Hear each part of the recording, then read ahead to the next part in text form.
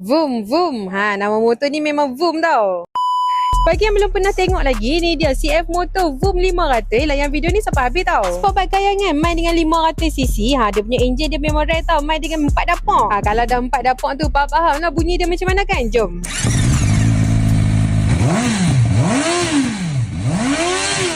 Belanja sikit-sikit dah lah. Nak dengar lebih-lebih, belilah SPG. Apa motor ni pun boleh dapat tinggi juga 81 horsepower. Pick up dia memang padu bang. Memang sesuai sangat lah siapa yang memang kaki-kaki kelajuan ni. Tambah pula main dengan design yang betul-betul rare macam ni. Design pun ala-ala neo retro. Lampu bulat 2 biji dekat depan dengan belakang ni. Tambah motor ni nampak lagi agresif tau. Lagipun motor pun main dengan macam-macam features juga. Termasuklah quick shifter. Ada juga traction control. Dah siap main dengan damper. Fork pun main dengan upside down fork. Siap main dengan digital meter lagi dekat depan ni tau. Kalau CC dah besar ni, of course lah tayar main double disc brake, 4-port caliper dekat depan. Dekat belakang single disc brake tu piston caliper. Lagipun motor-motor fairing dekat luar tu nampak awam sangat. Kalau abang pakai motor ni baru nampak rare. Nak dapatkan pun mudah je, tekan back biru. Nanti kami roger semua detail tau.